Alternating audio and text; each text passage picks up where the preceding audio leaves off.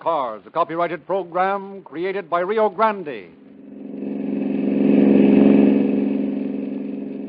Los Angeles County Sheriff's Office calling all cars. Attention all sheriff's cars. Broadcast 205 regarding a murder in Leona Canyon. No information available as to suspects in this case.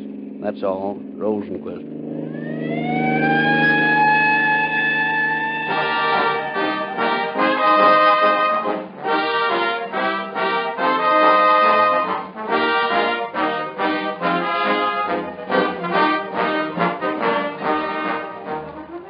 Today, more than ever before, the American consumer is asserting his buying power, individually and collectively. He is beginning to buy on recommendations from reliable sources. He analyzes the sales stories on gasoline, for example, and discards the weak-kneed generalities claimed for many brands.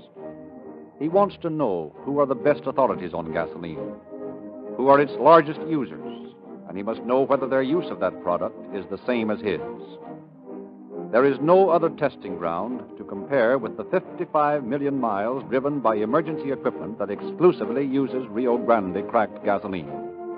That's driving like you do, only harder. It's starting, stopping, slow, long miles of economical cruising, acceleration, pickup, speeding.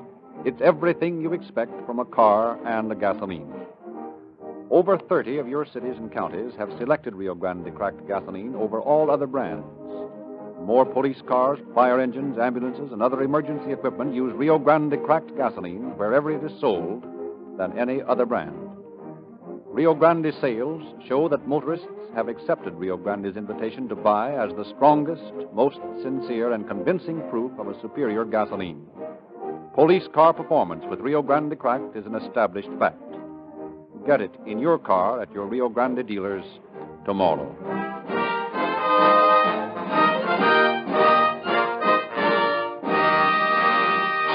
We are happy to have present again at the Calling All Cars broadcast a representative from the Sheriff's Office of Los Angeles County, under whose jurisdiction tonight's case was solved. We present Captain A.C. Jewell. Occasionally, a crime is committed that proves most baffling to officers assigned to investigate it. Such is the case you are to hear tonight. With the most meager clues which to work, the officers who solved this case prepared such a complete file of evidence that both defendants were caught and brought to trial in record time. We are proud of the efficiency of our department, of the work which the men of the Sheriff's Office do. We are glad to be a part of the vast machinery that makes it its business to see that criminals are brought to justice and are made to see that crime does not pay.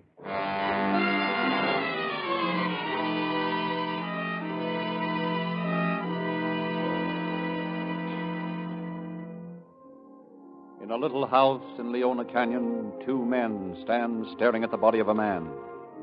5 minutes before he had been alive. Now, his lifeblood staining the white scrubbed floor, he lay dead, murdered. You've killed him. Shut up, you fool. What are we going to do? Get him out of here. No, I won't touch him. You want a dose of this yourself? Come on, take his head. He's bloody. What do you expect? You didn't say you was going to kill him. Stop squawking. Get hold of him. Put some steam in it, stupid. Do a little work yourself. Watch it. You're spilling the money out of his pocket. Well, pick it up. Hey, we'll get it later. Come on, let's pitch him in a well.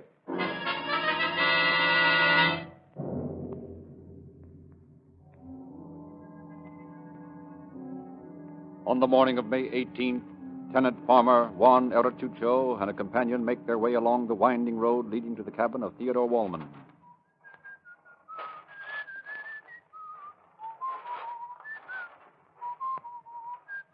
I hear old man Wallman had a little trouble with Daniels. Oh, see, this McDaniels, he always pass over Wallman's land when he go to his rancho. How else could he get there? Quien sabe?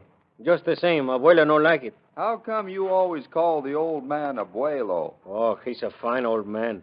He like father to me. But I too old to be a son, so I call him grandfather. What does he say to that? He laughs.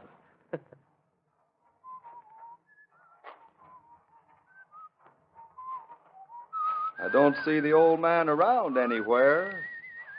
Oh, he sit by the fire on chilly mornings. He ought to be out and around by this time, though. Maybe, I think so. We're going to see, eh? Padre misericordioso. Mother of saints. What has happened? There's been a man killed in here. Sangre de mi madre. Mr. Wallman. Oh, Mr. Wallman.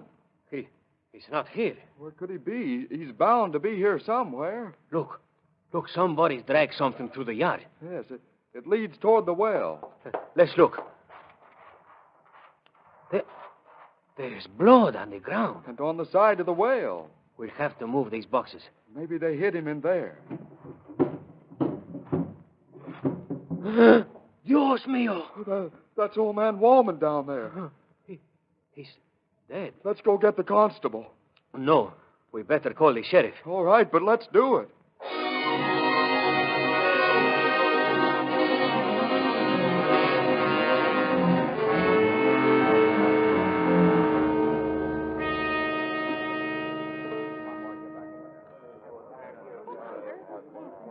Who found the body? Aye, senor. We found it, Senor McPhillips and myself. We got it out of the well. Did you touch anything? Only the body, senor.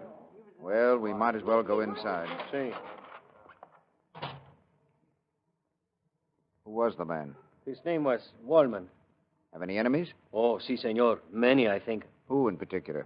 Only one I know for sure is McDaniels. Well, who is McDaniels? He's a fellow who owned the land on the other side of this rancho. Ever have any trouble with Wallman? Oh, si, many times. What about? Well, this Daniels, or McDaniels, always have to go across Senor Wallman's rancho to get to his house. That caused the trouble. I see. Trespass, huh? See? Where does this McDaniels live? Oh, he no live. He died last month. Oh, for the love of Mike. Say, what's the idea of telling me all this about him having trouble with the old man, then? Well, Daniel, he have a wife. Also, he have brother-in-law. Are they dead, too? Oh, no, senor. They live in Los Angeles. Well, just how did this Daniels happen to fight with the old man? Well, senor, one day, this Daniels, he come to the rancho, and he start across the road, and Senor Wallman...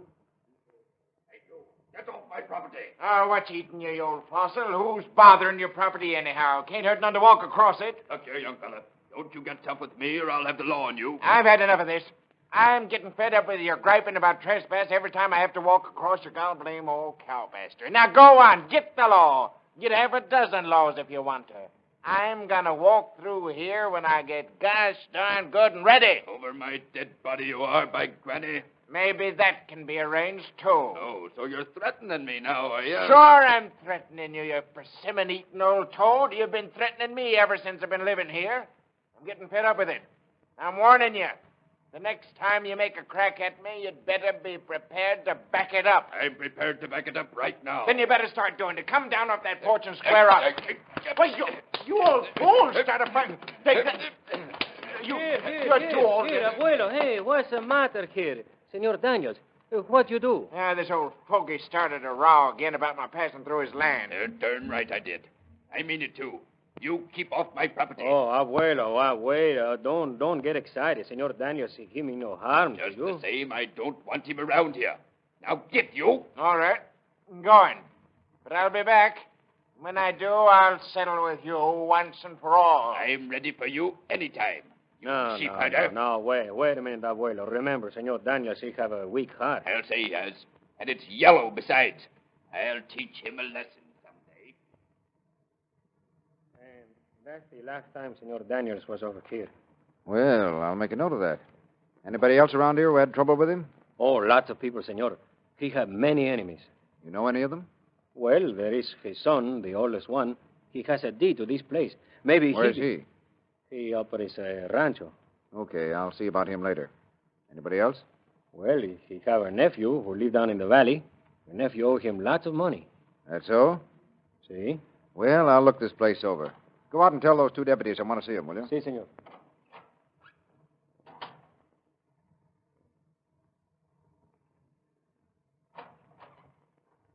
Want to see us, Chief? Yes, what have you found out? Seems the old man used to sell cigars and cigarettes and farm produce to the neighbors. Had a little trouble with a fellow named McDaniels. I know about that. What else? Yeah, we've checked up on most of his neighbors, and he seemed to have a lot of trouble with most of them. That makes it complicated, doesn't it? Yeah. Well, Hunter, you better stick around here and help me. Hanby, you go out and pick up the son and the nephew for questioning. Check with the coroner on the condition of the body and come back here when you get through. Okay, Chief. Where'd you get that silver dollar, Chief? I picked it up here on the floor. Oh, by the way, Hanby, Yeah? you better take this with you and get a report on it. There's a bloody thumbprint on here. It might prove valuable. Oh, yeah, sure. Well, Hunter, let's see what we can find. Here's the baby that did the work. Steel drill, huh? Yeah. A couple of socks with that'd finish almost any man. Looks like the killer came back and cleaned the place up. Cleaned it out, it'd be better. Looking for money, apparently. Sure did a good job of ransacking the place. Well, it looks like the old man was sitting here getting ready to eat when the murderer hit him. There's enough blood around here. I'll say. And you better get some scrapings. May need them for comparisons later. Yeah, here's a scrap of paper. Looks like it is torn off from a larger piece. Let's see there. Probably part of a wad used to scrub up the blood. Queer wrinkles in it, huh? Yeah, I wonder what they were used for. Hunter, I've got it. What? Why, this piece of paper may be the answer to this case. How? Never mind, but I'll bet my bottom dollar that the killer wears glasses. That makes it simple. Simpler than you think. There couldn't have been many persons acquainted with Wallman's habits well enough to know or believe that he had a lot of money.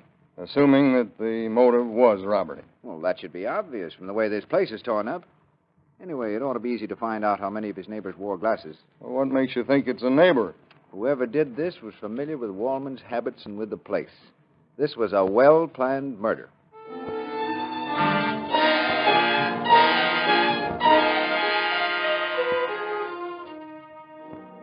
The officers made a thorough search of the house without uncovering further clues of value. Late that night, Wright, Hunter, and Hanby meet for a conference. Well, what did you boys find out? It looks like a murder for revenge to me. The old man was killed with that drill, apparently. Struck 3 times. I checked all of McDaniel's relatives, and none of them wear glasses. The undertaker told me he saw 2 men in a Ford truck headed toward the ranch. Yeah? He passed them as he was taking the body into Lancaster. They slowed down and looked back, and one of them had on glasses. Did he know either of them? No, but I checked up with some of the people living around here, and there have been 2 men seen in the canyon from time to time who answered those descriptions. Anybody know who they are? One of them is a partner of this fellow McDaniel's. The one who dropped dead last month just after he had that trouble with Wallman, you know. I see. Who was the other one? McDaniel's brother-in-law. Uh-huh. Now we're getting somewhere. I checked on the McDaniel story. It's apparently another of many rows the old man had with people who crossed his land. He wouldn't let them build a road through his property and was always kicking about trespass and things like that. Did Wallman have enough trouble with anybody to make them sore enough to do this job? I don't think so. What it looks like to me is that these 2 young fellows decided the old man had a little money and made up their minds to get it, that's all. Yeah, that's the way it looks to me, too. Assuming that they are the ones who did the job. Well, I'm going back out there in the morning and look the place over again. You better stick around and check up on those fingerprints we picked up. Okay.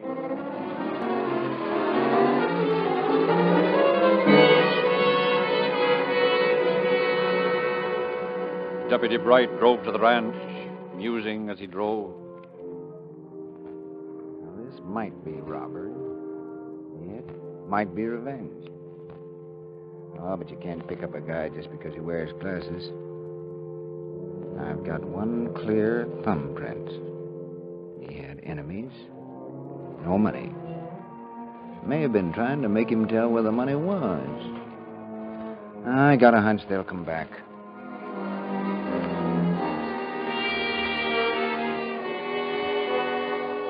Bright drove on to the ranch, and as he drove into the Woolman yard, he saw 2 women wandering about the place. He parked, and the women approached. Senor, have you seen Mr. Adams? Why, no. Who's Mr. Adams? Oh, he lives here. We just drove out from the town to get the furniture. Furniture? See? Oh, yes, the furniture, sure. We thought we'd better come out and look at it first before we bought it. He said it belonged to a relative of his. An uncle, I think it was. Are you sure this is the right place? Oh, sure, senor. We saw the name on the mailbox. It was the name that he told to us. What name was it? Mr. Wallman. That was him. Did Adams say he'd be out today? Si, senor. He said that he would be out to stack the furniture this evening. But still, we thought we'd look at it first. After all, we don't want to buy a pig in a sack. No, that wouldn't be a very good idea. I don't like to wait him here much longer, though. Well, I'll tell you what I'll do. I'll be around here for a while. Mr. Adams shows up, I'll tell him that you were here. I will give you my name and address, senor. And you can give it to him if he comes while you are here. That'll be fine. Just write on this card, will you? Gracias, senor. Victoria Gonzalez Street, Los Angeles. There you are. Mrs. Victoria Gonzalez, Utah Street, Los Angeles. Well, Mrs. Gonzalez, I'll be here for some time. Mr. Adams comes, I'll give him your message. Gracias again, senor.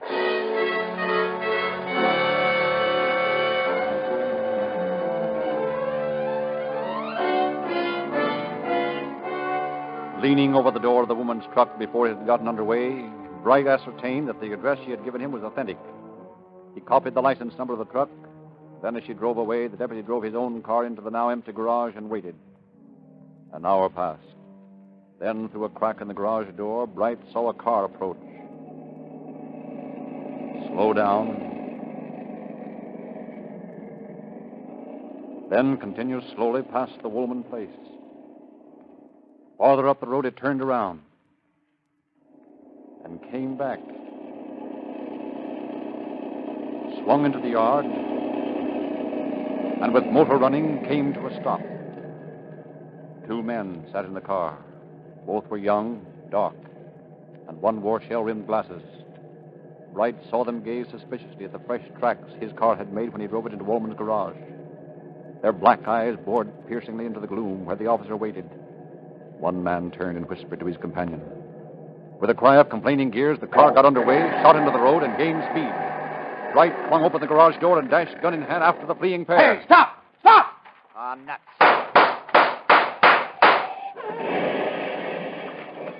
Well, that'll hold him for a while. Okay, monkeys. Stay where you are. Hey, you come back here. All right, come on. I'll take you in anyway. We'll get your buddy later. What is it, senor? What are you arresting me for? Suspicion of murder at the moment. We'll find some more charges later. Oh, no, senor. I didn't do it. Willie, he was... Who's Willie? He's the man who ran away. He did it. Oh, yeah? Well, we'll find out about that. I didn't do it. He did it. What's your name? Alfonso Rincon. Who's the other fellow? Willie Adams. Okay, Rincon. I'll just handcuff you to the car till I can get to a telephone. Then we'll pick up Mr. Adams.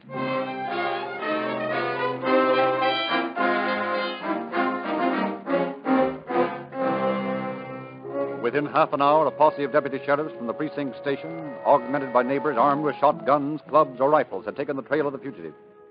At dusk, they found him cowering in a box canyon, arms taut above his head as the posse approached.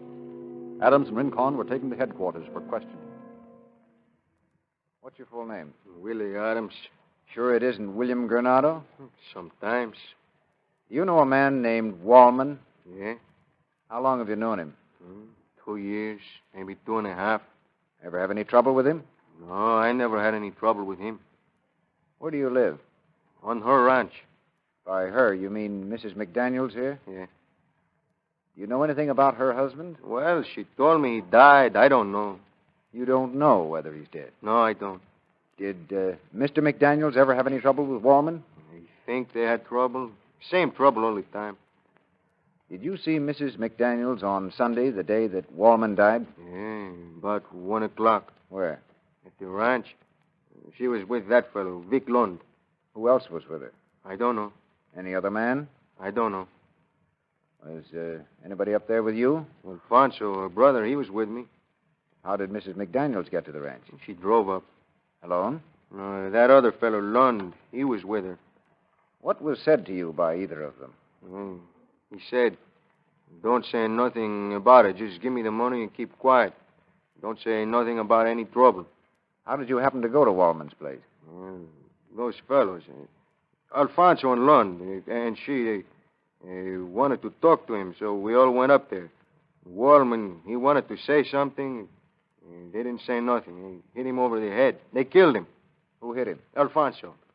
Then what did they do? He picked up the money and put him in the well. Did you pick up any money? No.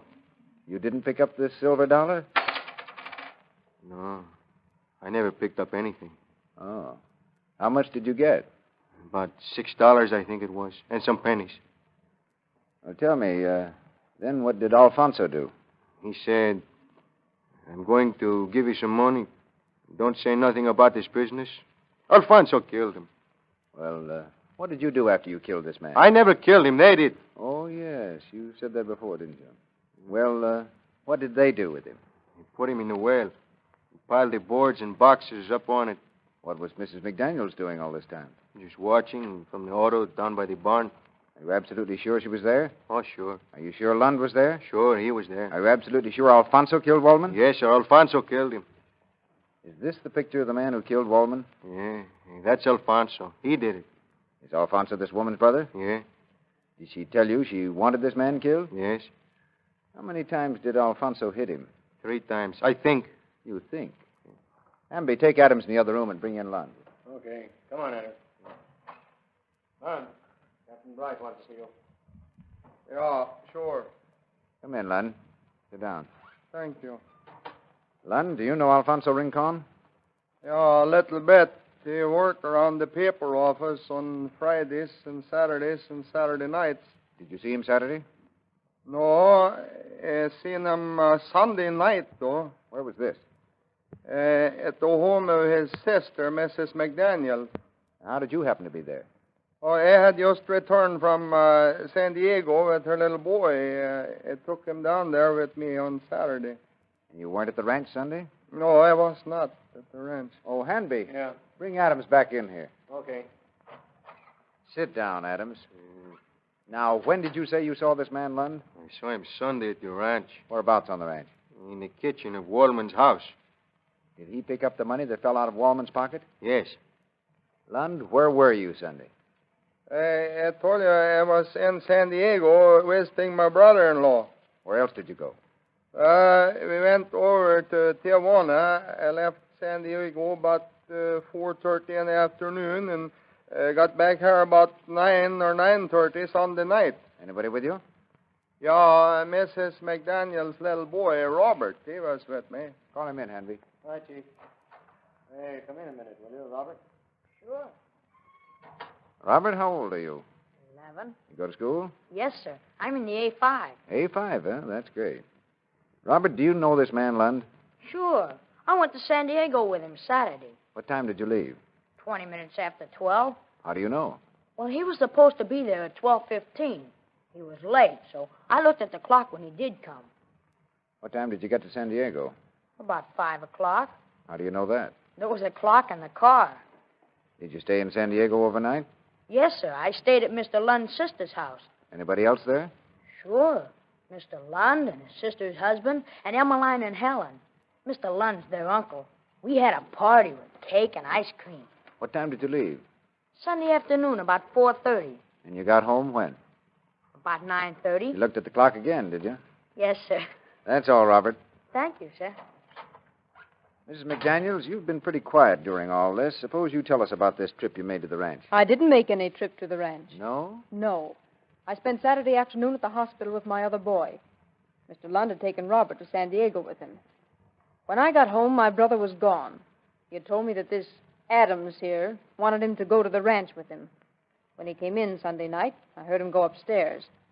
I went to his room, and he told me this fellow Adams had killed a man. Did he say who was killed? Yes, this man Wallman. Who did he say was there when the killing took place? He didn't say. He didn't mention anyone else. Did he say who killed him? No, he didn't make any explanation. Did he say anything about Vic Lund being there? No, Mr. Lund was in San Diego. Oh. Well, Mrs. McDaniels, you've listened to this man's story, this Adams here. How does his story jibe? It's nothing but lies. It's lies from start to finish. My brother did go up there with him. That's true.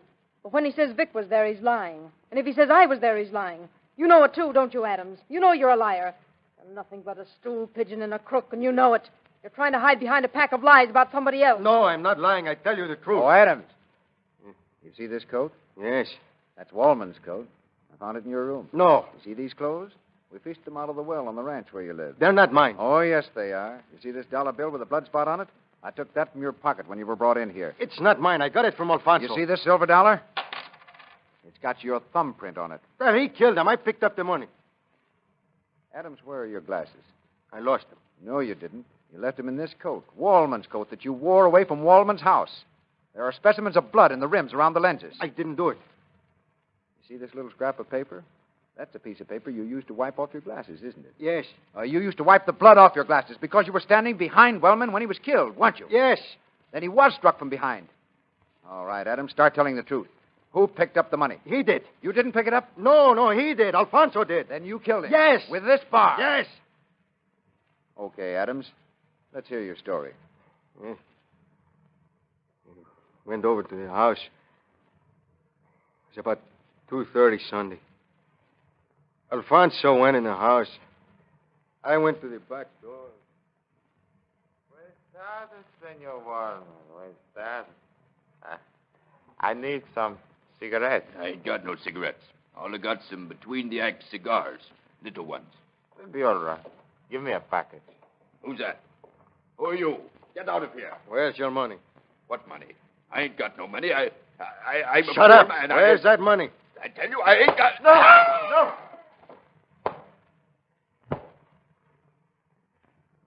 You thieved him. Shut up, you fool. What are we going to do? Do you want a dose of this yourself? Get hold of him and stop squawking. Got to get him out of here.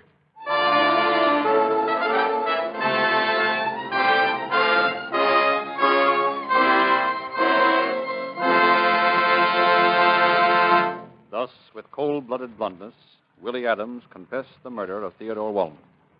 In just a moment, we'll hear again from Captain Jewell. To continue our story about the American consumer's being an increasingly careful and intelligent buyer, we refer again to the fact that he wants to know who are the authorities and most important users of a product. This time, we're talking about Sinclair Motor Oils. Sinclair writes the laws of lubrication, and 8 major airlines, 150 railroads, great fleets of ships, and millions of motorists in 45 nations of the world depend upon Sinclair oils to protect the billions of dollars invested in their motor equipment. There are a dozen important reasons why you should use Sinclair oils in your motor, but this one is certainly sufficient. Most of the oils you buy contain petroleum jelly, which turns into a thin, detrimental liquid in your motor. The patented Sinclair refining process completely removes petroleum jelly from Sinclair oils.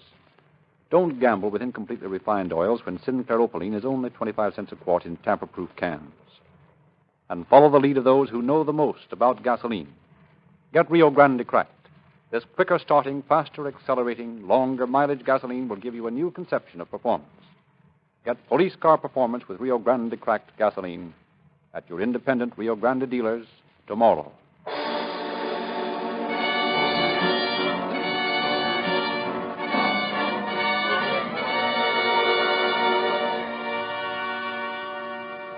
And now, Captain Jewell. The perfect investigative work done by Captain Bright, Deputies Hanby and Hunter, and other officers who worked on the case proved beyond a shadow of doubt that Willie Adams had killed Elman, that Rincon had been accomplished. These men were brought to trial and convicted of first-degree murder without recommendation. Their crime definitely failed to pay. Thank you, Captain Jewell.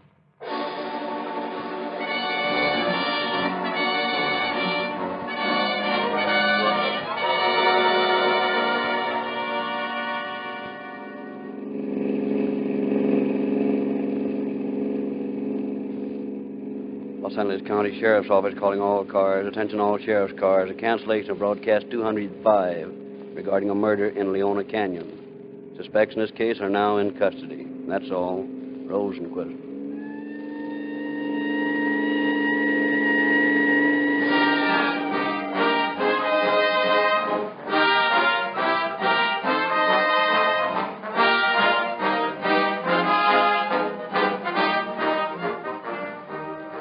This is your narrator, Frederick Lindsley, bidding you good night for Rio Grande.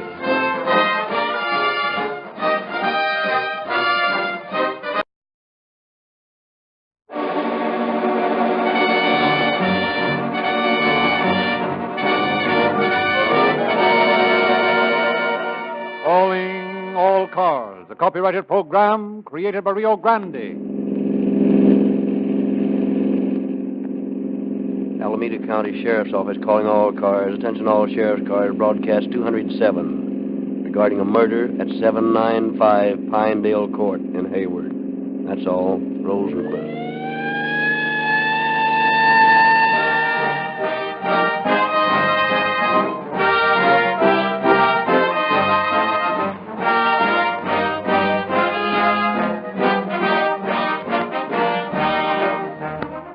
When 150 of the world's leading child specialists praise the scientific methods used by Dr. Defoe and his staff in caring for the Dion quintuplets, it is little wonder that many of you parents follow the same formula in caring for your own children. It is natural for us to profit by the experience of others when that experience is crowned with success.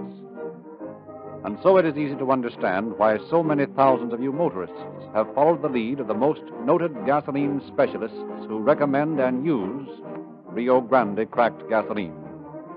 These men, the drivers of your police cars, ambulances, fire engines, and other emergency public service cars, chose Rio Grande cracked over all other gasolines for its quicker starting, steadier acceleration, longer mileage, greater reserve power, and higher speed capacity. Their continued and exclusive use of Rio Grande cracked is based upon 55 million miles of experience during a single 12-month period. Profit by the valuable experience of those who drive the most and the hardest. Wheel into your nearest Rio Grande station tomorrow morning and begin getting police car performance in your own car with Rio Grande cracked, the gasoline that is preferred by thinking motorists throughout the West.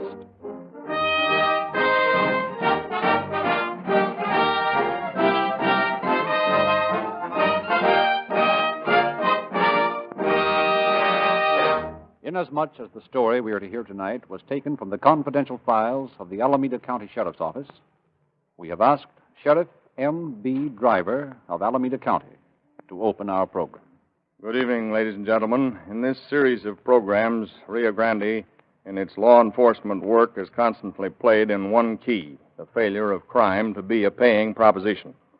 If an individual contemplating a crime, no matter what the motive, could know what every law enforcement officer knows, we would have no crime problem. The lawbreaker, in his fine opinion of himself, thinks that he can pit his wits against the experience of a host of officers. Such a man lacks intelligence. If he was intelligent, he wouldn't think that way. For a moment's calm consideration of the situation will tell him that his crime won't pay. I hope that this broadcast, like others in our sponsor's history, will prove the futility of crime. Take it from me, you can't get away with it.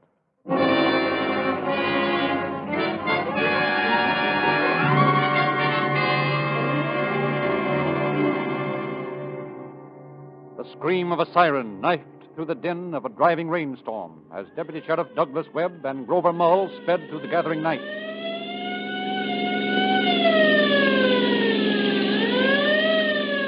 Got knocked off this time, Grover. Nobody yet. Carl Daniels out in Hayward has been shot. Not expected to live. Who shot him? Nobody knows. Not even Daniels? No. Where was the rest of the family? Out all day. How did it happen?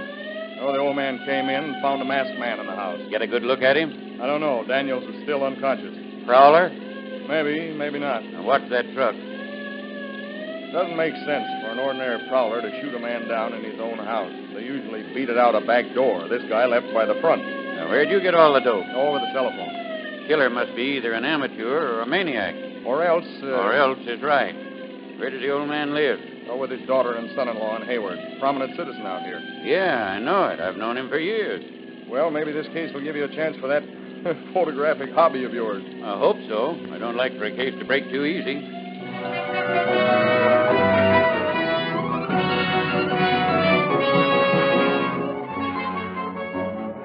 Past winking street lights, through the rain-drenched towns, into the sparsely settled countryside, by lonely farmhouses flew the police car, siren blasting the storm-tortured night. All the fury of fast motion, the rain ripping at the windshield, throbbing motor, whining trees, and screaming siren blended into a fiendish symphony of trouble and impending terror.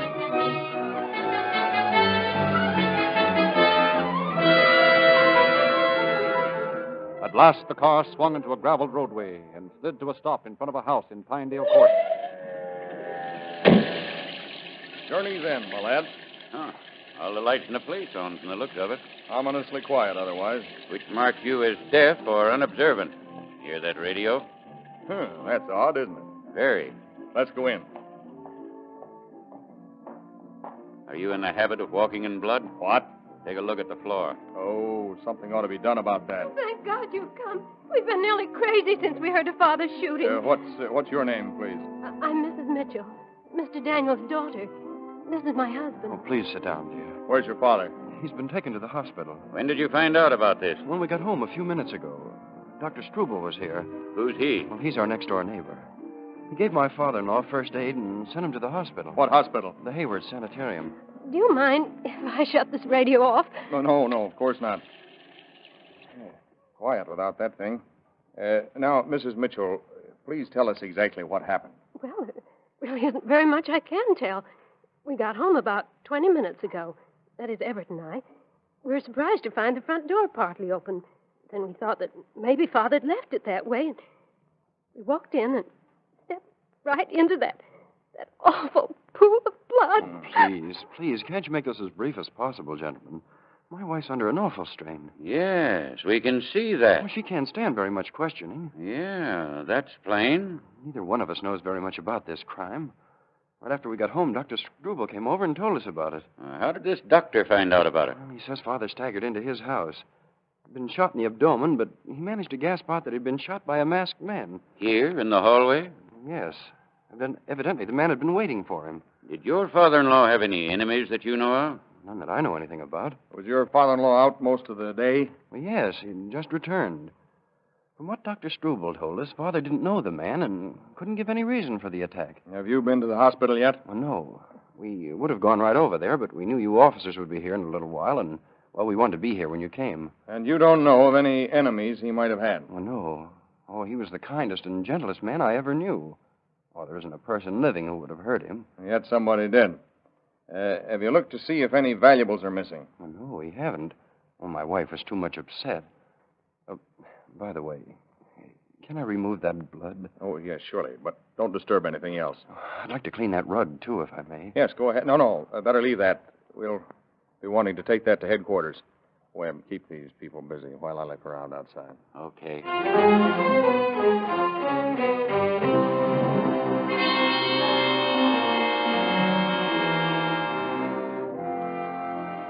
With the suddenness characteristic of a California rain, the storm had lulled. A gibbous moon shouldered over Grizzly Peak as Deputy Mull, flashlight in hand, prepared to survey the scene. Banana trees waved their monstrous leaves like shrouds for the dead.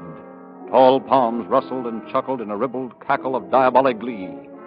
With his flashlight, Mull traced the almost washed-out trail of blood over the sinister track the wounded man had followed. At the corner of the steps leading to the Mitchell home, Mull discovered a footprint. He was preparing to remove the turf when a police car pulled to the curb. What's doing, Mull? I just found what looks like a fairly good footprint. I got a call on this a few minutes ago. Figured it was about time the chief of police got on the job. So far, we've found absolutely nothing in the case except this footprint. Well, let's have a look at it. There it is, right there by that bush. Must have been a fairly large man. And evidently in a hurry. Yeah, must have been, judging by the distance this print is from the steps. So far, that footprint and a bloody rug are the people's exhibits in this case. Shine your light down here a minute, will you? Yeah, it's a pretty clear print. Grover, take a look at this. What's wrong? Nothing. See that little lump of mud? Yeah, but there's lots of mud in that print. Yeah, but take this magnifying glass and have a close look. That lump right there. That was on the man's foot before he came to this house. How do you know? Well, you'll notice there isn't another piece of mud around here exactly like that one on the print. What's different about this one? You see those tiny reddish particles in there? They're iron or some other metallic substance. Yeah, I do see them now. They sort of gleam under the light. The way I dope this out is that the killer picked this mud up in some other part of town. It clung to his shoe right where the heel joins the sole, and when he jumped down here, it was jarred loose.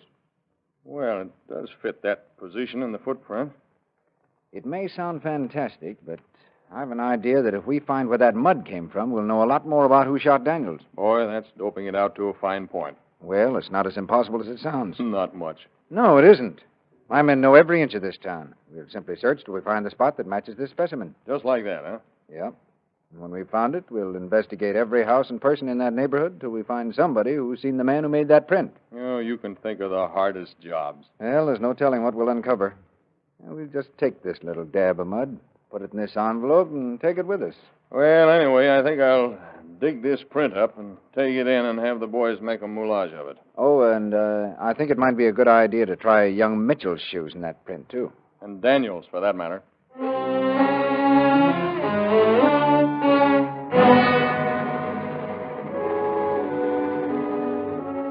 The footprint was checked against every possible shoe that could have made it, yet no one was found who had been near the house on the fateful night. Every resident of Pinedale Court was questioned, but no one had seen or heard anything out of the ordinary. Next morning, Webb and Mull meet to compare notes on the investigation. Webb, I thought about this case all night. I have got an uncanny feeling that we've overlooked a bet someplace. Not that I want to appear repetitious, but so have I. I refuse to believe in an absolutely clueless crime. What do you mean, clueless? Oh, there's a clue somewhere, if we can only find it. How do you figure this one is clueless? There's the footprint and that speck of mud. Oh, I'm not forgetting that, but that footprint is good only as circumstantial evidence after we get our man. But how about that mud? Well, between you and me, Doug, it's 1,000 to 1 shot that Chief Silva or his men will never find the place it came from. No, I got a feeling we've overlooked something that's vital, yet it's so obvious that we haven't noticed it. Why don't we go out and check over the place again? Wait a minute. I got it. Got what? Remember that radio? What about it? Well, when we started talking to Mrs. Mitchell, she reached over and turned it off. Remember? Now that you recall it, I do. Doesn't that strike you as a false note? How? Why should the radio have been playing at all? By George, you're right. Remember, they say they had just arrived. And when they came in, they found the place open and blood on the floor. Yeah, it's not very likely that under those circumstances they'd turn on the radio, is it? Not very. Of course, people do strange things under the stress of emotion, but I doubt very much whether they'd tune in a jazz program. Maybe Daniel... No, he couldn't have. According to the story he told Dr. Struble, he was shot immediately after stepping into the house. He wouldn't have stopped to turn on a radio after that. No, not very likely. His main idea was to get help. You're right. Now, let's shoot out there and look into this.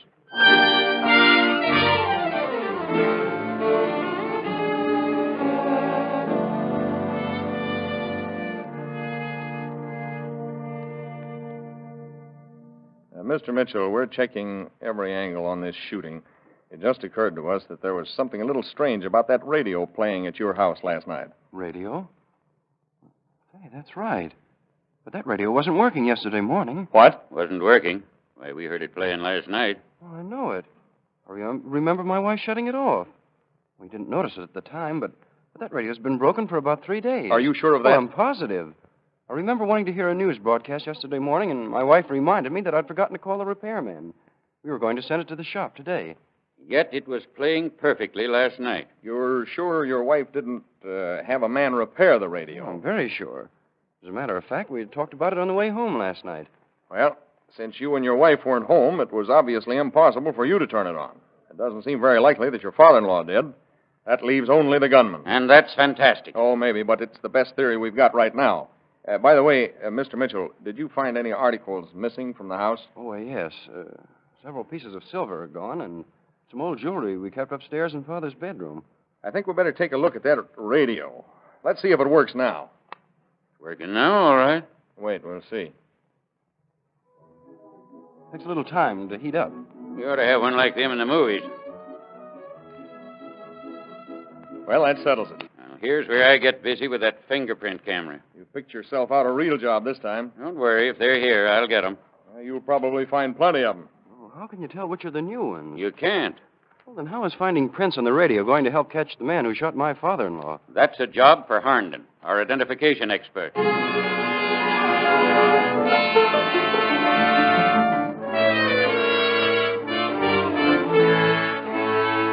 Under Harnden's direction, a check was made of every radio salesman and repairman who might have handled the interior parts of the radio. All of them were possible suspects, but one by one each was eliminated. Meanwhile, the work of Chief of Police Silva and his men was going on in another part of town. Then, on the 5th day after the shooting, Carl Daniels died. Slowly, remorselessly, the net of the law tightened around the slayer. Hello, Silva. I came over as soon as I got your call. What's new? Well, Mull, I've got a description of your phantom gunman. What? That's right. Did you get it from that piece of mud? That's right, too. But how? Well, we went over this town practically inch by inch. Finally, we found the same kind of earth in a gully out on the edge of town. We went over every square inch of that gully. Good Lord, man, that's an awful amount of work. Oh, we don't worry about that when it's necessary to trap a killer. What else did you find? Well, at one point in the gully, we found what was left of a lunch. You know, eggshells, pieces of bread, and a sheet of water-soaked newspaper. Yeah, handout, huh? That's what we figure. Now, that lunch must have been put up by some housewife. There was a penciled notation of some sort on the margin of the newspaper. My men are out now checking every house in the neighborhood, trying to find the house where that lunch came from. Oh, but there are 5,600 homes in this town. Okay, we'll check them all till we find where that lunch and that newspaper came from. Chief Silva speaking. Yeah? All right, I'll be right out. That was Mac. He's found the woman who put up that lunch, Mrs. Rowland. What a break. Wait a minute. Let's take a run down and see if Harnden's got anything definite on those prints. Maybe we can get something for this woman to identify.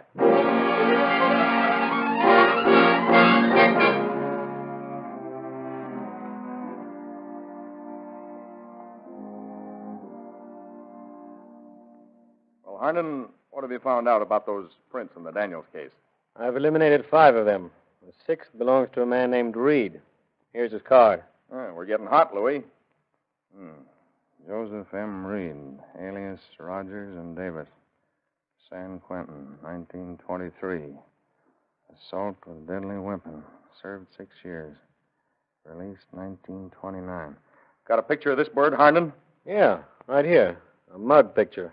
Mrs. Rowland ought to be able to identify that. If that's our man. He'll have a hard time explaining how his fingerprints got on Mitchell's radio if he isn't our man. Oh, by the way, did you list that stolen silver and jewelry with the pawn shops? Yeah, with every shop in the Bay region. Good. That'll help. Let's show this stuff to Mrs. Rowland and see what she says.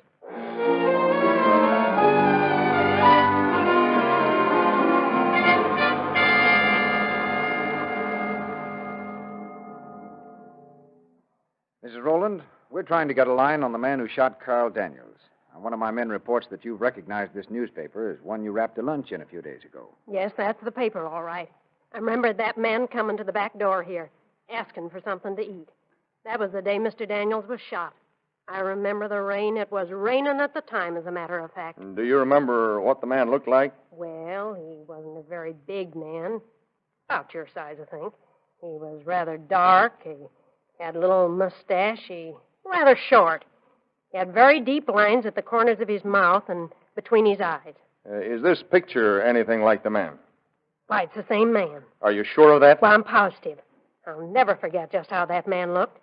His right ear stood out a little, just as it does right there in the picture. Miss Rowland, we want you to be certain about this. Oh, I'm very certain. That's a picture of the man I gave the lunch to, all right. You remember which way he went after you gave the lunch to him? Yes, he went down toward that little creek or that gully down there in the next block. Well, thank you, Mrs. Rowland. Oh, we may have to call you again if we get this man. We'll need a personal identification. Oh, that's all right. I'll be glad to identify him any time I see him again.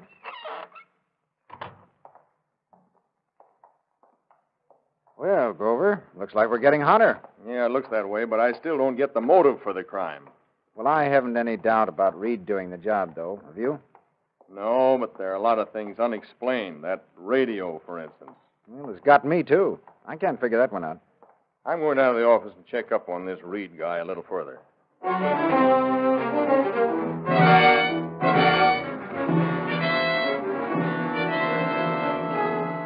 3 months go by. Officers continue to be on the lookout for the slayer of Carl Daniels. Then, one rainy afternoon, exactly 3 months to the day from the time of the murder, the telephone in the office of Deputy Mull shrieks a sinister alarm. Sheriff's office, Mull speaking. This is Solomon, down on A Street. There's a fellow down here trying to sell some of the things you described to me. Those things that were stolen from the Daniels place. Keep him there by some hook or crook. I'll be right down. Well, hurry, Sheriff.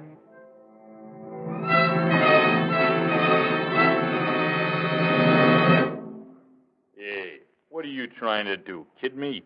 That stuff's worth 10 times that amount. $5 is all I could give you. No more than my own mother. Why, you little runt. I ought to poke you in the nose. So go ahead. I still wouldn't give you any more than $5. That'll be about enough, Reed. Come along with me. For you. Sheriff's office. Try and make me, copper. My showcase, my unbreakable showcase. I've been hiding behind that trash can on the sidewalk. Keep out of sight. Stop him, somebody. My fine plate glass window. Stop him.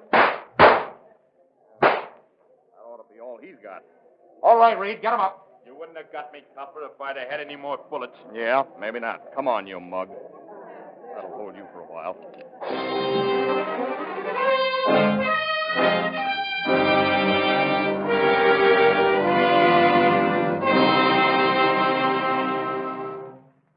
Hello, Webb.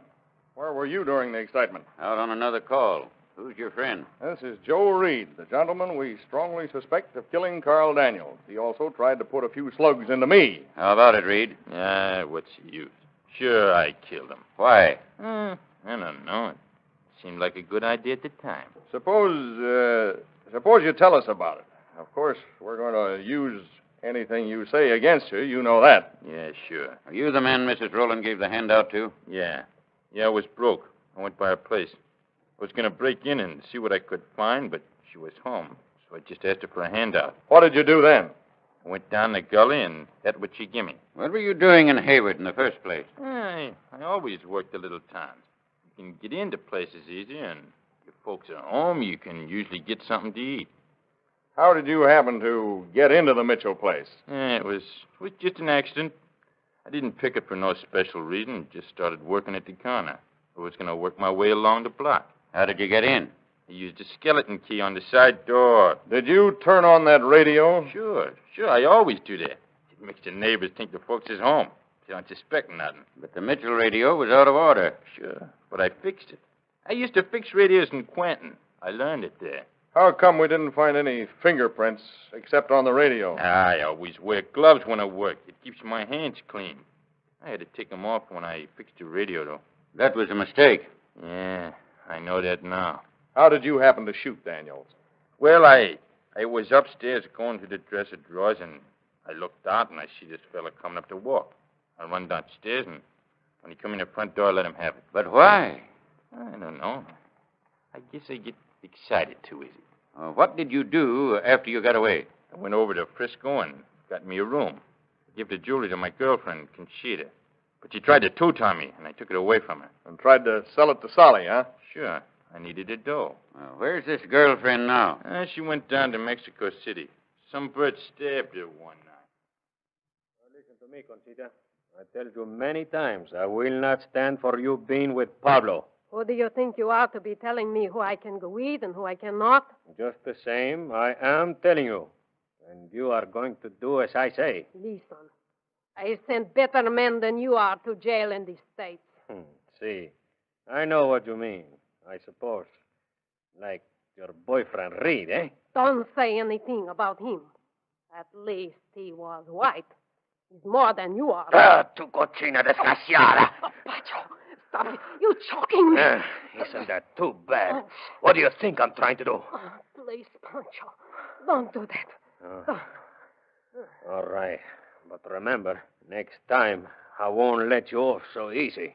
I remember. Where is all that jewelry you said this Reed gave you? He took it away from me. Don't lie to me. I told you when you went to San Francisco not to come back without money. Or something I could get money with. I am not lying, Pancho. He did take this stuff away from me. That is why I come back. You came back. What good are you to me unless you bring me money? Is that all I mean to you, Pancho? Why not? What else? But I love you, Pancho. Love from you. Oh, but it is true, Panchito. I go anywhere with you. I do anything for you. Get away from me. Oh, you hit me for the last time, Pancho. Hey, put down the knife. Put it down. No. Put it down. No, I am going to kill you. I'm going to kill you, do you hear me? You try to kill Pancho, eh? You try to kill him, eh? There. How you like that, eh? Pancho.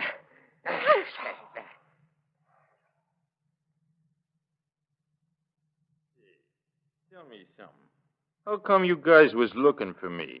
I didn't leave no traces of my work except the radio. Well, we got some pretty good prints off of that radio, and Chief Silver's men traced you by the mud you left in that footprint in front of the Mitchell house. Jeez. I never thought of that. I knowed my old lady was right. She always told me to wipe the mud off in my feet.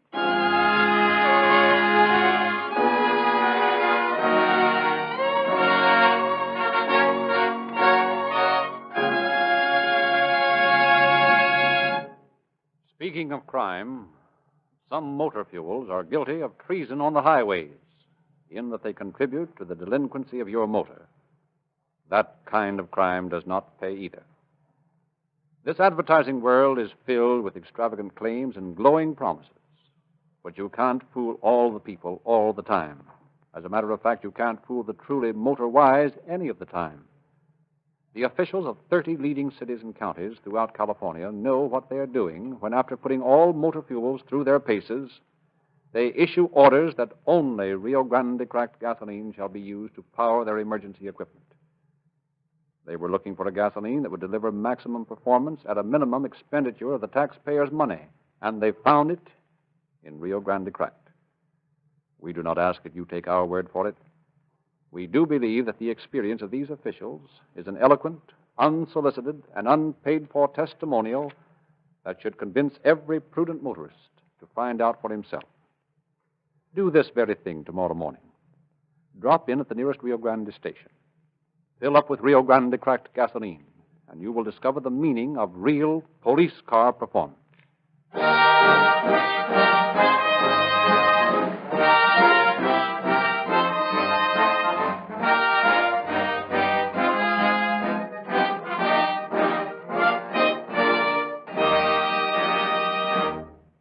Reed, in view of his confession, received a life sentence in San Quentin, where he is now incarcerated.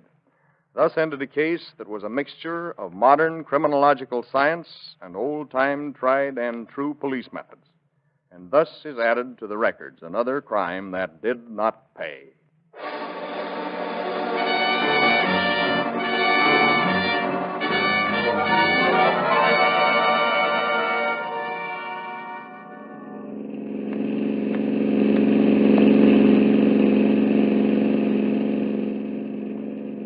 Alameda County Sheriff's Office calling all cars. Attention all sheriff's cars. A cancellation of broadcast 207 regarding a murder.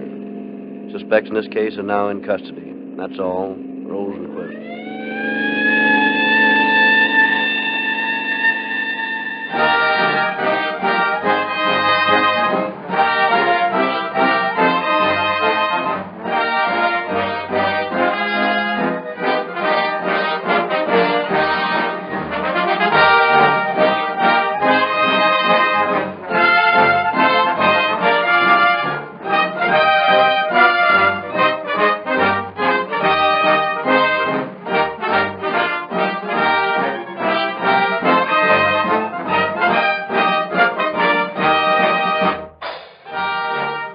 This is your narrator, Frederick Lindsley, bidding you good night for Rio Grande.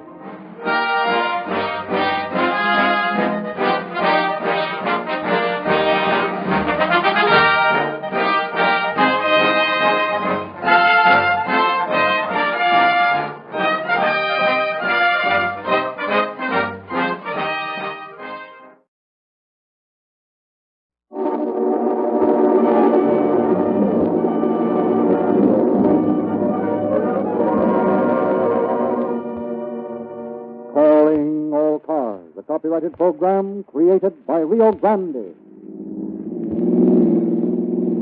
Los Angeles Police calling all cars. Attention all cars. Broadcast 208. The guy's an accident. This may be an attempt murder. That's all. Rosenquist.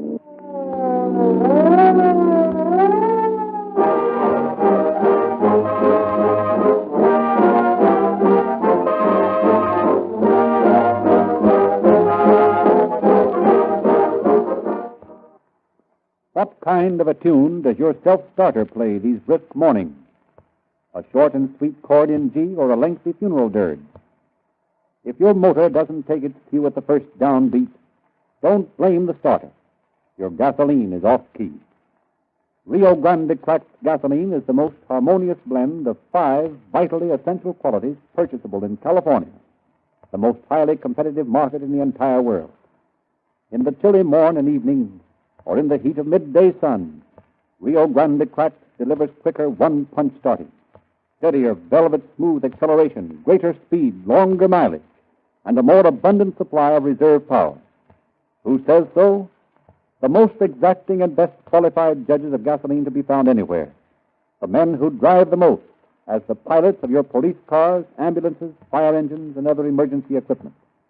Yes, the officials of 30 leading cities and counties throughout California specify Rio Grande Cracked as the gasoline to be used exclusively in powering all their emergency public serving cars. Many thousands of motorists have profited by the experience of these most eminent authorities, and so may you. There's a tank full of police car performance gasoline waiting for you at the nearest red and white station of your friendly Rio Grande dealer. Drive in tomorrow morning and call for it by either name, Rio Grande Cracked or that police car performance gasoline. They mean the same.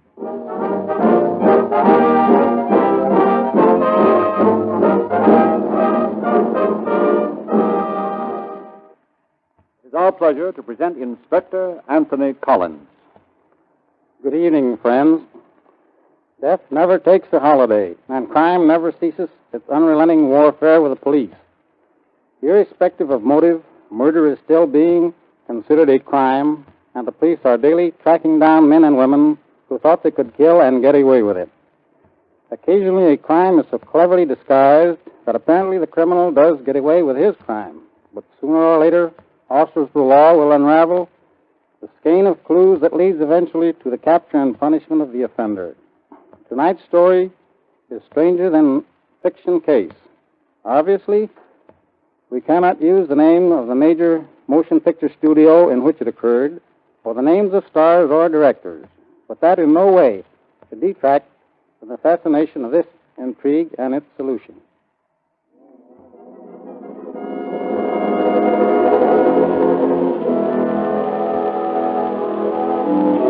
One day, late in August, a group of chorus girls were rehearsing for a forthcoming picture on one of the sound stages of a motion picture lot. For the love of Mike, don't you dames know what a hit kick is? It's 1, 2, 3, kick. The simplest routine on earth. You learn it in kindergarten, and you dames are muffing it. Try it again. From the beginning? Yes, from the beginning. 1, 2, 3, 4. 1, 2, 3, kick! 1, stop it! Stop it! Dancers you're supposed to be. Why don't you go back to the hash house where you belong? And you. Who, me? Yes, you. What are you imitating?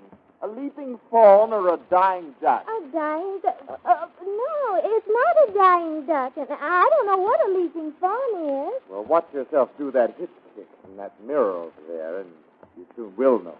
Now, look. This is the last time I'm going to show you. Thank goodness for that. And no wisecracks. Now, what? 1, 2, 3, 4. 1, 2, 3, kick.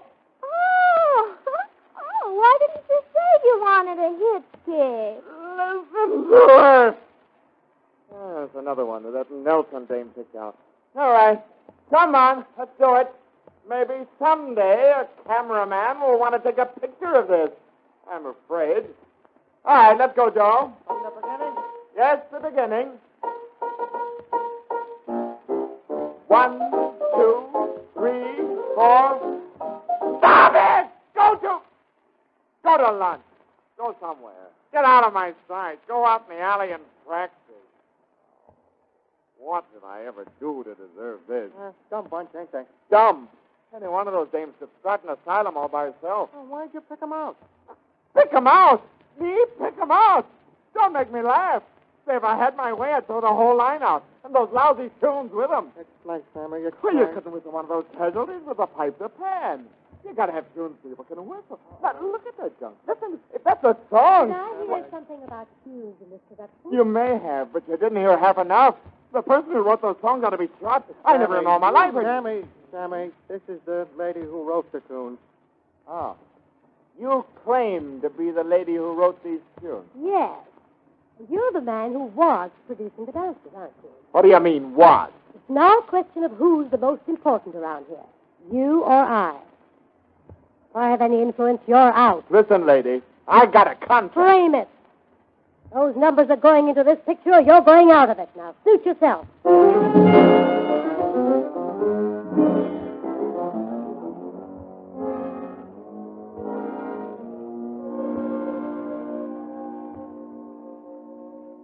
Wait a minute, Sammy. Take it easy. You give me a contract to produce the musical numbers in this picture. Then you load me up with all the kitchen mechanics in Hollywood who think they can dance. And on top of that, this Flora Nelson dame writes the world's worst tunes, and I have to use them. Well, I won't do it. Why, you Now, wait a minute, both of you. You break no contract and we'll have no walkout. Flora, let me talk to Sammy alone for a minute, will you? I'd like to talk to him alone. I'm staying here. Anything you've got to say to him, you can say with me here. All right, I'll say it to you then. Sammy, you're absolutely right. If you can find better girls for the line, hire them. As far as the music is concerned, we'll use a couple of Flora tunes, and we'll call in Dave Metzner to do the rest. You mean we can get Dave out here from New York, and I can fire those mechanics? Fire and hire anybody you choose. You are the boss. How about this Flora dame? She's my worry. Get busy. Okay, boss. Now let's go over to stage 8. We're paying an orchestra overtime now. They ought to be ready to rehearse that song from the new picture. Okay, boss. But if I told you all I know about this dame, you wouldn't argue with me. I'm not arguing with you, Sammy. Listen, you little rat. Keep your trap shut about me, or something's liable to happen to you. Not to you, sister. I can take anything you can hand out.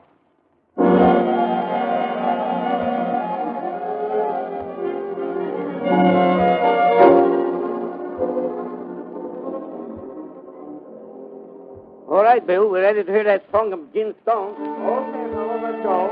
Miss Mansfield, are you ready this time to fall in love? I'm all set.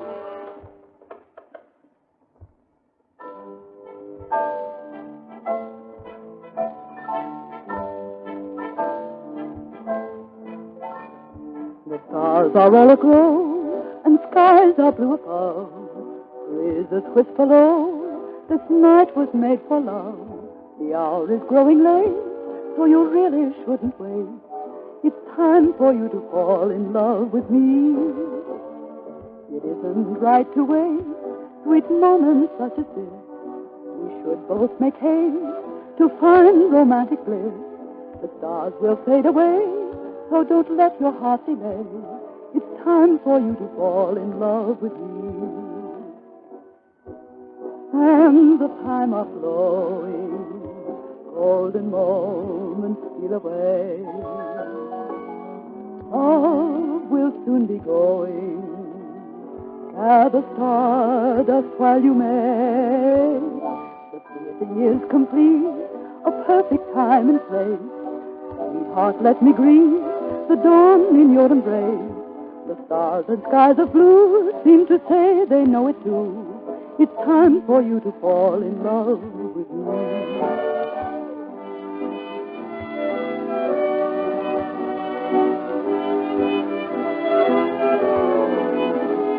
The hour is growing late, so you really shouldn't wait. It's time for you to fall in love with me.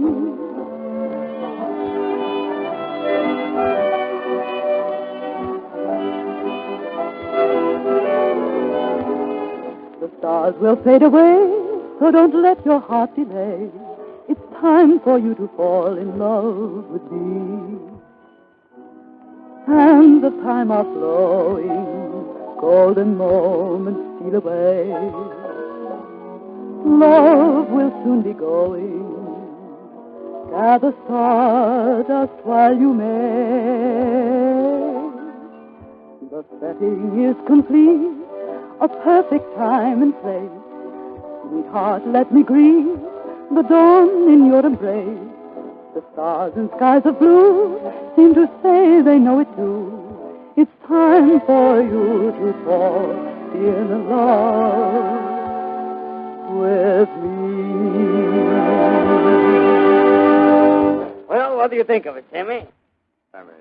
Well, Marion, now that's more like it. That's the kind of stuff we got to have to put the picture over. That's the kind you will have. That suits me, boss. Well, I'll see you later. I got to get back to the dance set. So long, Sammy. What's wrong out there? What's happened? Oh, Mr. Pease, it's Sammy. Sammy. Sammy, what? Where is he? There, under that big lamp. It fell on him from way up there. And now Mr. Pease, he's dead.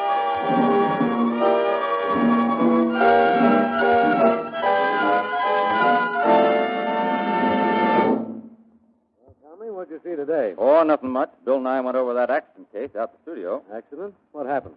Some guy walked under a lamp. The lamp was on its way to the floor from the catwalk, and the guy isn't with us anymore. Who was he? Name's Fabian, I think. Yeah, Sammy Fabian. Isn't it a little unusual for those lamps to fall? Well, that's what I thought. I just had a talk with Captain Wallace. I reported it as probable murder, incidentally. Murder? What makes you think that? Oh, just some things I overheard. Anderson speaking. Sanderson, I want you and Tommy Devlin to follow through on that movie studio case. I'm not sure Devlin is so far wrong on his hunch on that deal. Report to me in about an hour for further instructions. Yes, sir. Well, that's that.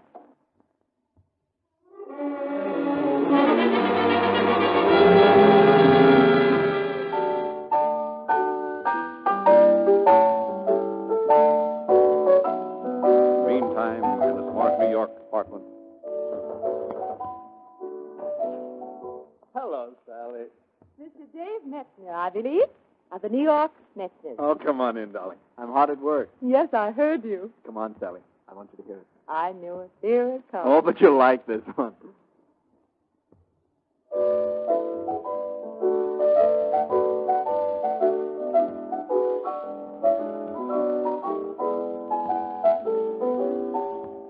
Beautiful, Dave. So are you. I wrote it for you, too. Seems you've written all your songs for me lately. Why not? You are the sweetest girl in the world, you know. Oh, confound it. Somebody always knocks at the wrong time. Telegram for Dave Metzner. Excuse me, dear. Mm-hmm.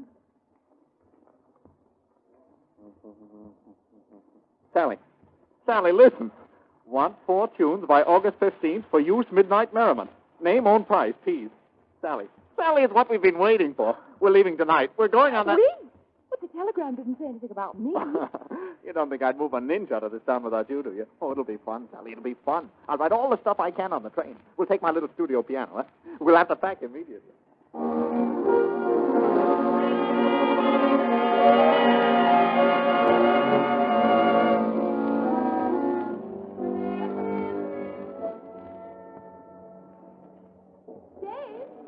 Wait for me. Oh, what's the matter? I want a magazine. Oh, you won't need it. You can listen to my songs. Come on, we only have 4 minutes. Well, I'll meet you at the gate. Go ahead. Well, don't you dare miss that train. I won't. I'll hurry. Boy, here. I'm Mr. Metzner. What is it? Telegram, sir. Oh, thanks. Sign here. What is it, Dave? Well, I Who's don't it know. from? I hope they haven't changed their minds.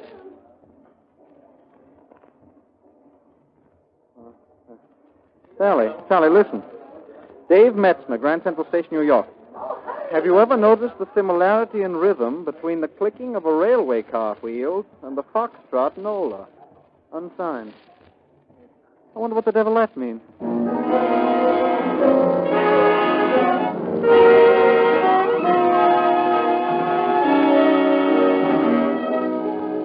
And back in the office of the head of the motion picture studio. Come in, Joe. Sit down. This is Tommy Devlin from the Examiner and Lieutenant Sanderson from the police department. Hi, boys.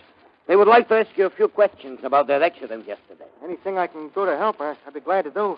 Sammy was a swell guy. Well, just what happened, Joe, as you saw it? Well, I didn't exactly see it. You see, I was out in the alley talking to the girls after Sammy bawled them out, and... Oh, what did he bawl him out about, Joe? Well, that was after he had his run-in with Flora Nelson, and he was sort of excited and everything, you know. Who's Flora Nelson? A songwriter here in the studio. Go on, Joe. Well, after Sammy and Flora had their fight... Fight? Yes, Sammy and Miss Nelson disagreed on some songs. Nothing serious. Where was she when this accident happened? Well, I saw her going upstairs to her office while Sammy was in the studio talking to Mr. Pease. Did anybody else see this lamp fall? Well, me and Daisy were standing just outside the studio door when we heard Sammy yell. I think she saw it. We'll talk to her later, Tommy. Let's take a look at that lamp again. Well, there she is. What do you think, Sandy? The question in mind is, did it fall or was it pushed? Meaning which? Doesn't make sense that a lamp as big as this one would become loosened by vibration in a studio that's built to eliminate vibration. Now, that makes sense, too. So what? So somebody had a reason for eliminating Sammy Fabian. Well, assuming that, why and who? Let's ask Daisy.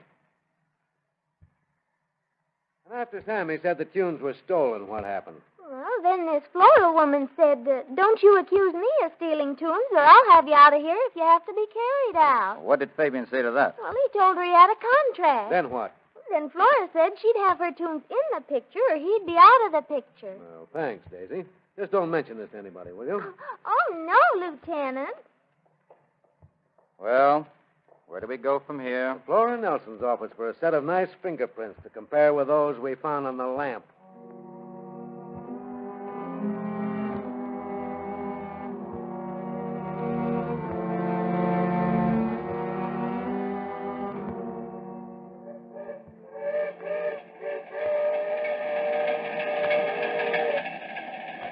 It's ridiculous.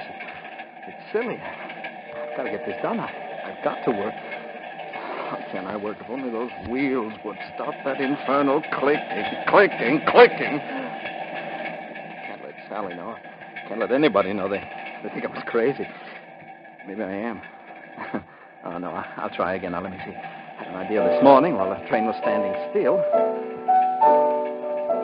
Well, that's something like it. Now I've got it. Oh, listen to that. There it is again. Why can't I get that out of my mind? I've got to get it out. I'll be ruined if I don't. I've got to do something. Who is it? It's Sally, Dave. Oh, what do you want? I want to see you, Dave. I must see you. I'm busy, Sally. Can't you leave me alone? If you won't be polite and ask me, and I'll come in anyway. Dave, something's wrong. I'm entitled to know what it is. Tell me, Dave. Nothing's wrong. I'm busy. I'm trying to work. How can I work with you giving me pitying looks all the time? Well, why should I be giving you pitying looks, Dave? I don't know, but you have been. You've been talking to people about me, too. You think I'm crazy. Everybody thinks I'm crazy, but I'll show them. Listen, dear. Come on out on the observation platform. We can talk it over. Talk what over? What's there to talk over? Lots, Dave. Before we left New York, you told me you loved me. I do love you. And you asked me to marry you. You remember? Of course I remember. When we boarded this train, we were as happy as two people could be. Then you changed. You've become morose, irritable, and sullen. We've been on the train 3 days, and you've accomplished nothing. Say, are you criticizing me? Oh, no, dear, I'm not criticizing you. But, Dave, this is your big chance. It's what you've been waiting for so long. You've got to have 4 songs ready when you step off the train. They've got to go into a picture. Dave, don't you realize... You're afraid I won't make good, aren't you? Afraid I won't make enough money to buy you... Dave, how can you say that? What's happened to you? We're not married yet. You can't come in here and dictate to me. No, I'll write their songs. They'll be ready. I have an idea. It goes like this. You want to listen? You hear that? There's the song. Now, don't you love it? That's Nola you're playing. Yeah, it's great, isn't it? Great. Fits everything perfectly. Songs, rhythm. All they'll get their rhythm. I'll give it to them. Oh, Dave, come to your senses, Dave. Oh, you think I'm crazy, don't you? Songs, music, rhythm. I'll get rid of it. I'll show them. They can't ruin me. Stop it, Dave. Don't tear up the numbers you finished. What? There are more than that. I'll tear his heart out if I ever get my hands on him. I'll kill him. Oh, Dave, please be quiet. Get out of here. For God's sake, get out of here. Get out, get out, get out.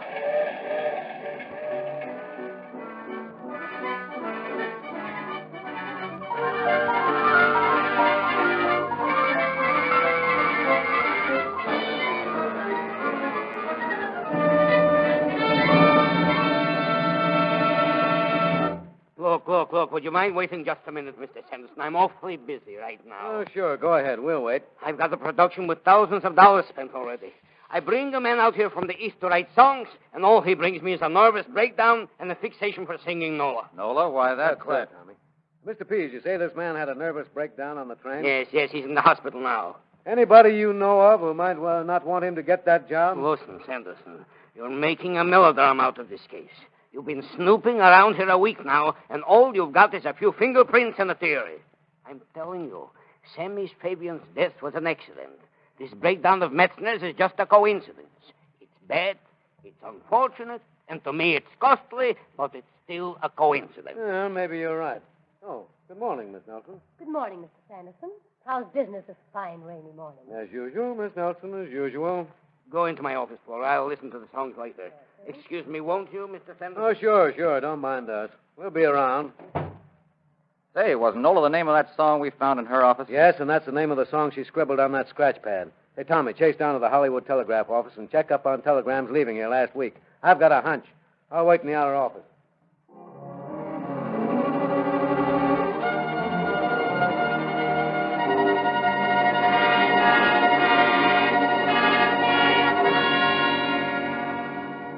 Well, Tommy, what'd you find out? Plenty, copper. The records show that a woman answering this Nelson dame's general description sent a telegram to Dave Metzner about a week ago. Here's a copy of it. Pardon me. Are you a police officer? Oh, yes. Why? Well, I heard you mention Dave Metzner. You see, I'm Sally Dane. I know Dave Metzner very well. We came out here together. He was going to write some songs for Mr. Pease for his new picture. Listen.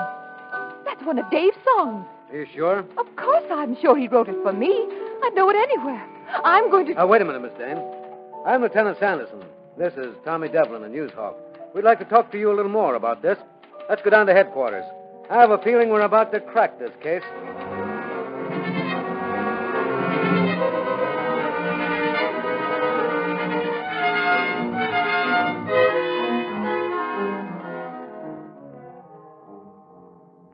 Wait a minute, hold the phone. Tommy, give me that telegram you got from Miss Dane. And here, send a telephoto of this envelope we found in Miss Nelson's apartment to the New York police. Have them call me back. All right. Yes, here's a description of that telegram. L65-17, SERPD-RN, Hollywood, California, 12:15 p.m. That's right. I want to see the clerk who took that message right away.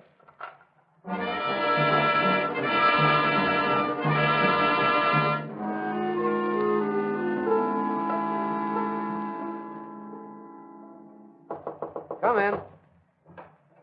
I'm the clerk who took that telegram you phoned about. Oh. Here. Ever see that woman before? Nice picture, isn't it? Yes, she's the woman who sent the wire. That cinches it. Let's go. Yeah, not so fast. Wait a minute. Lieutenant Sanderson speaking. Okay, put him on. Say, Tommy, take this down. New York calling. All right. Typewriter number B1947638. Okay. Run it to Huntley Downs, July and August. Have you got him? Hold him. Tell him Flora Nelson confessed to stealing Metzner's manuscripts. See what he says to that. Okay, thanks.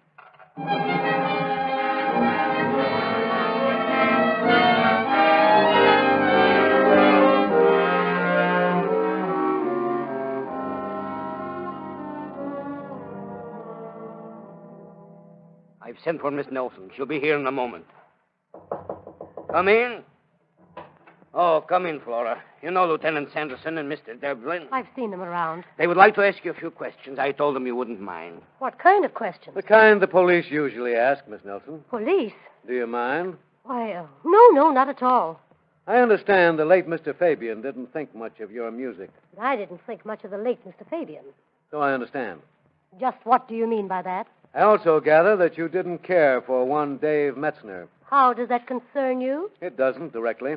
You see, stealing copyrighted works is handled by the federal authorities. It's a lie. Who says I stole Dave Metzner's songs? Huntley Downs, a gentleman now in custody of New York police. Flora, is this true? I'll answer that for you, Mr. Pease. Downs has confessed that he stole the songs and sent them to Miss Nelson. In her apartment, we found burned copies of both songs. How dared you go into my apartment? We can also prove that she sent a telegram to Metzner in an attempt to ruin him. Suppose I did send him that wire. I didn't think he was that near nuts.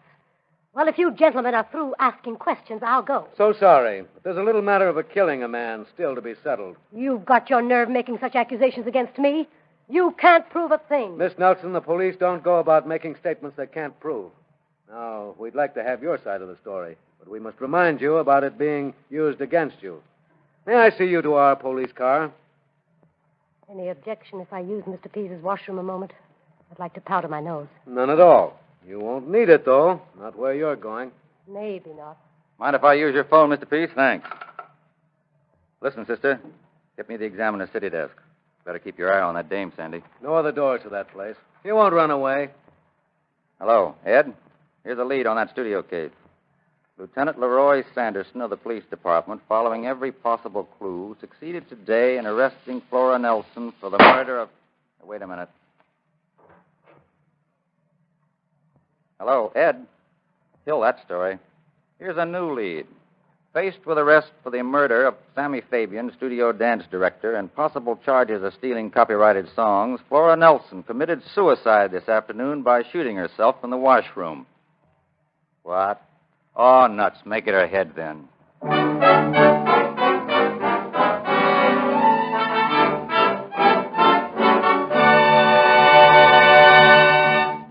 Unbeaten and untied is a phrase that applies to very few football teams and to only one gasoline, Rio Grande Cracked. It has the unbeatable triple threat combination of greater speed, power, and economy, and no other brand has been able to tie the quicker charging getaway and the smoother acceleration of Rio Grande Cracked gasoline. When this finer motor fuel won the assignment of powering the emergency cars of 30 leading California cities and counties, it was pitted against the toughest sort of opposition. Last year, it gave a perfect performance in 55 million miles of law enforcement driving. No wonder many thousands of motorists cheer the winning performance of a gasoline that goes through every season with an unbeaten and untied record. If you haven't experienced the thrill of such performance, join the growing army of loyal users of Rio Grande Cracked gasoline not later than tomorrow morning. Get into the game yourself. Wheel in at the nearest red and white station of your Rio Grande dealer, take on a tank full of Rio Grande Cracked gasoline, and it will win police car performance for your car. And now, Inspector Collins. Obviously, the names in tonight's story have, with the exception of the officers involved, been fictitious. There's an old saying, let sleeping dogs lie. I think that applies as well to crimes as this sort as any other thing. It is sufficient to point out that Flora Nelson's crime did not pay. Thank you, Inspector Collins.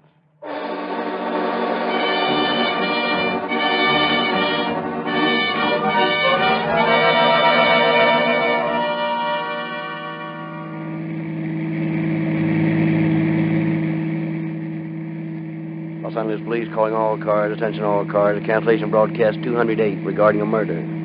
Suspect in this case committed suicide in the presence of arresting officer. That's all. Rosenquist.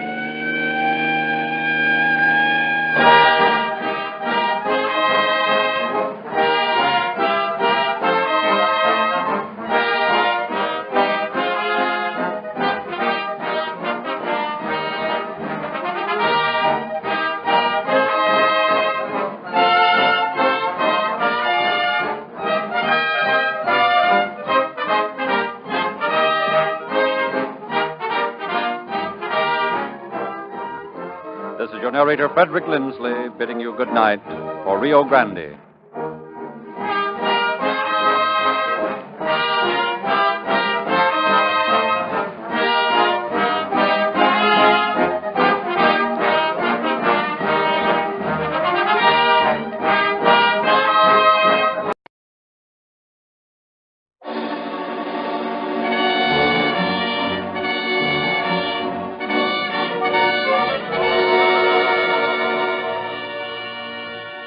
Calling all cars, a copyrighted program created by Rio Grande. Los Angeles County Sheriff's Office calling all cars, attention all sheriff's cars, broadcast 205 regarding a murder in Leona Canyon. No information available as to suspects in this case. That's all. Rosenquist.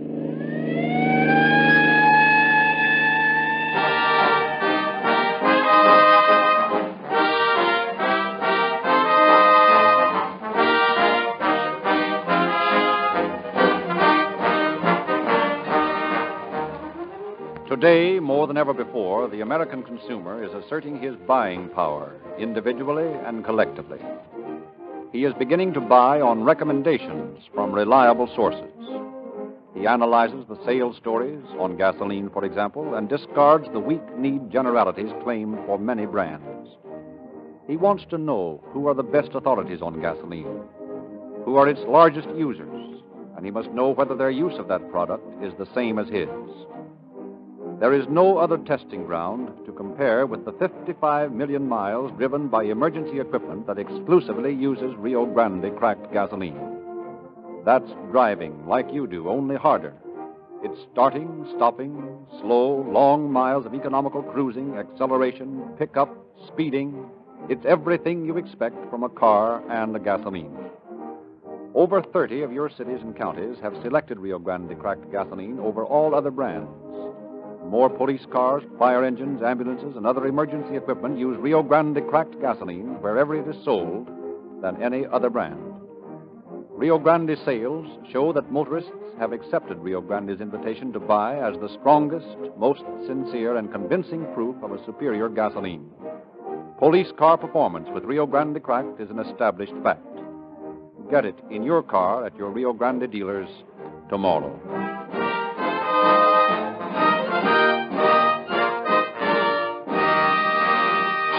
We are happy to have present again at the Calling All Cars broadcast a representative from the Sheriff's Office of Los Angeles County, under whose jurisdiction tonight's case was solved. We present Captain A.C. Jewell. Occasionally, a crime is committed that proves most baffling to officers assigned to investigate it. Such is the case you are to hear tonight. With the most meager clues which to work, the officers who solved this case prepared such a complete file of evidence that both defendants were caught and brought to trial in record time. We are proud of the efficiency of our department, of the work which the men of the Sheriff's Office do. We are glad to be a part of the vast machinery that makes it its business to see that criminals are brought to justice and are made to see that crime does not pay.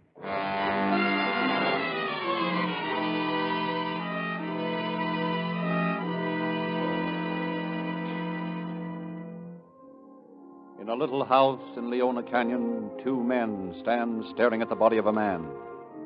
5 minutes before he had been alive. Now, his lifeblood staining the white scrubbed floor, he lay dead, murdered. You killed him. Shut up, you fool. What are we going to do? Get him out of here. No, I won't touch him. You want a dose of this yourself? Come on, take his head. Bloody. What do you expect? You didn't say you was gonna kill him. Stop squawking. Get hold of him. Put some steam in it, stupid. Do a little work yourself. Watch it, you're spilling the money out of his pocket. Well, pick it up. Hey, we'll get it later. Come on, let's pitch him in a well.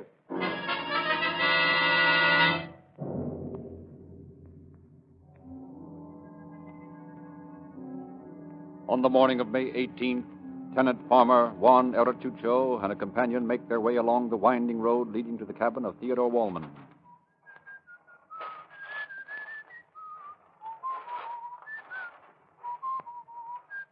I hear old man Wallman had a little trouble with Daniels. Oh, see, this McDaniels, he always pass over Wallman's land when he go to his rancho. How else could he get there? Quien sabe.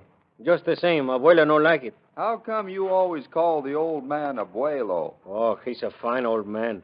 He like father to me. But I too old to be a son, so I call him grandfather. What does he say to that? Oh, he laughs.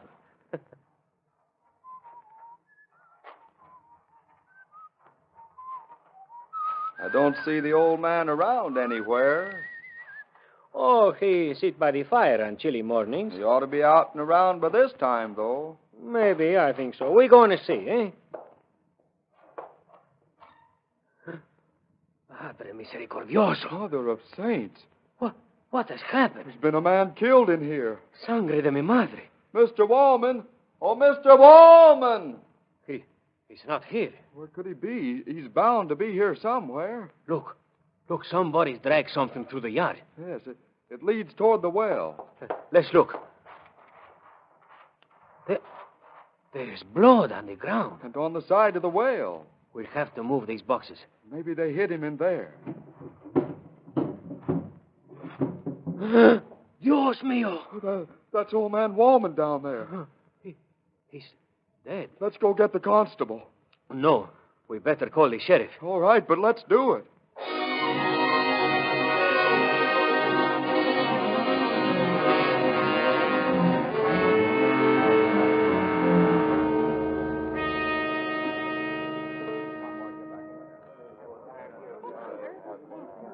Who found the body? Aye, senor. We found it, Senor McPhillips and myself. We got it out of the well. Did you touch anything? Only the body, senor. Well, we might as well go inside. See. Who was the man? His name was Wallman. Have any enemies? Oh, si, senor. Many, I think. Who in particular? Only one I know for sure is McDaniels. Well, who is McDaniels? He's a fellow who owned the land on the other side of this rancho. Ever have any trouble with Wallman? Oh, si, many times. What about? Well, this Daniels, or McDaniels, always have to go across Senor Wallman's rancho to get to his house. That caused the trouble. I see. Trespass, huh? See? Where does this McDaniels live? Oh, he no leave. He died last month. Oh, for the love of Mike. Say, what's the idea of telling me all this about him having trouble with the old man, then? Well, it's Daniel, he have a wife. Also, he have brother-in-law. Are they dead, too? Oh, no, senor. They live in Los Angeles. Well, just how did this Daniels happen to fight with the old man? Well, senor, one day, this Daniels, he come to the rancho, and he start across the road, and Senor Wallman... Get off my property. Oh, what's eating you, you old fossil? Who's bothering your property anyhow? Can't hurt none to walk across it. Look here, young fella. Don't you get tough with me, or I'll have the law on you. I've had enough of this. I'm getting fed up with your griping about trespass every time I have to walk across your god-blame old cow pasture. Now go on, get the law. Get half a dozen laws if you want to. I'm gonna walk through here when I get gosh darn good and ready. Over my dead body you are, by granny. Maybe that can be arranged, too. Oh, so you're threatening me now, are you? Sure I'm threatening you, you persimmon-eating old toad. You've been threatening me ever since I've been living here. I'm getting fed up with it. I'm warning you. The next time you make a crack at me, you'd better be prepared to back it up. I'm prepared to back it up right now. Then you better start doing it. Come down off that porch and square up. Wait, you old fool, start a fight. You're too old. Here, abuelo, hey, what's the matter here? Senor Daniels, what you do? This old fogey started a row again about my passing through his land. Darn right I did. I mean it, too. You keep off my property. Oh, abuelo, don't get excited. Senor Daniels, he mean no harm Just to you. the same, I don't want him around here. Now get you. All right, I'm going. But I'll be back. When I do, I'll settle with you once and for all. I'm ready for you anytime.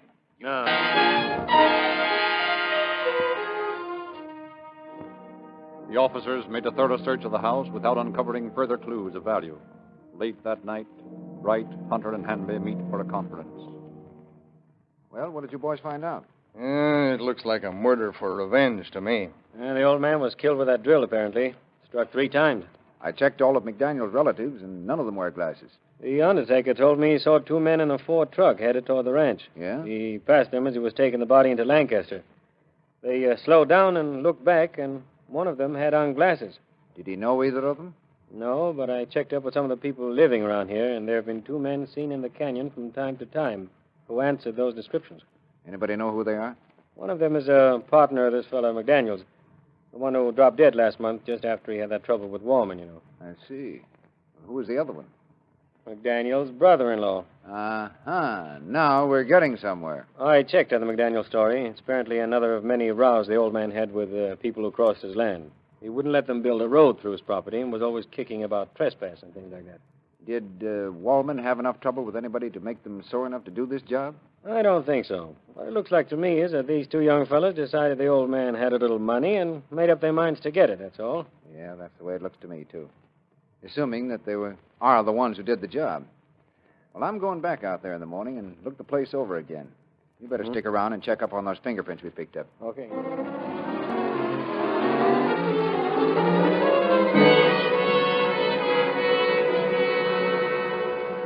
Deputy Bright drove to the ranch, musing as he drove. Now, this might be robbery. It might be revenge.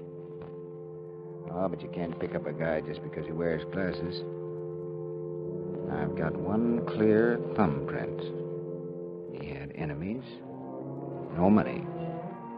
May have been trying to make him tell where the money was. I got a hunch they'll come back.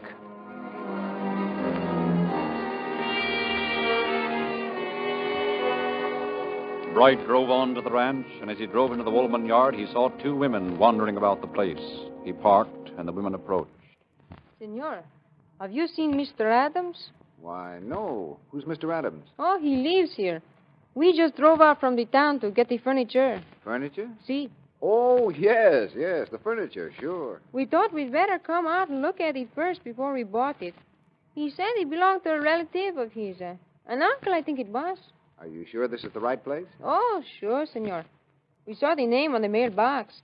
It was the name that he told to us. What name was it? Mr. Wallman. That was him. Did Adams say he'd be out today? Si, senor. He said that... No, wait a minute, abuelo. Remember, Senor Daniels, he have a weak heart. I'll say he has. And it's yellow besides. I'll teach him a lesson someday. That's the last time Senor Daniels was over here. Well, I'll make a note of that. Anybody else around here who had trouble with him? Oh, lots of people, Senor. He had many enemies. You know any of them? Well, there is his son, the oldest one. He has a deed to this place. Maybe Where is he? He operates a rancho. Okay, I'll see about him later. Anybody else? Well, he have a nephew who lived down in the valley. The nephew owed him lots of money. That's so? See? Well, I'll look this place over. Go out and tell those two deputies I want to see them, will you? Si, senor.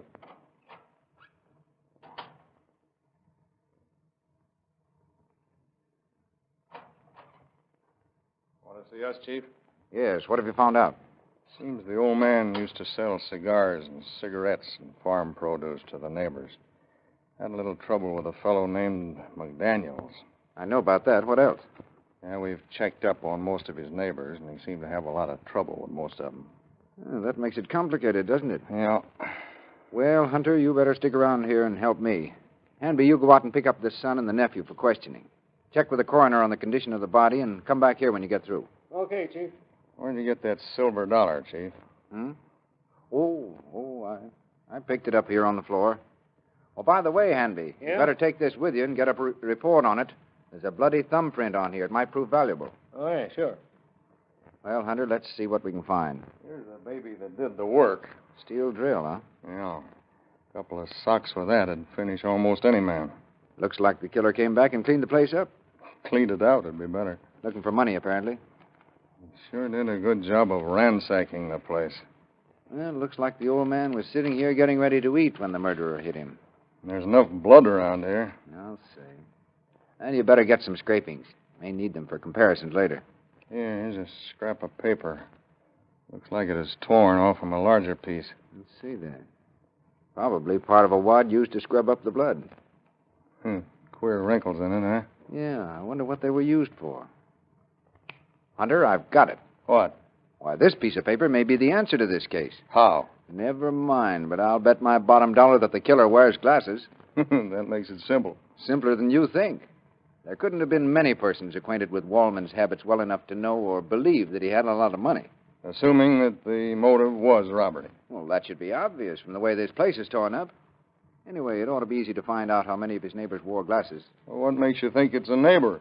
Whoever did this was familiar with Wallman's habits and with the place. This was a well-planned murder.